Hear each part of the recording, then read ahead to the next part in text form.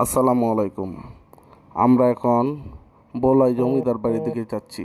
এখন বর্তমানে আছি নাগবাঙ্গা তেলের পাম্পের কাছাকাছি। এইখান থেকে আস্তে আস্তে করে আমরা এই যে বোলাইয়ের দিক দিয়ে ঢুকলাম। এই বোলাইয়ের ভিতরে সাহেব বাড়ির দিকে যাচ্ছি। সাহেব বাড়ির ইতিহাস অনেক পুরাতন।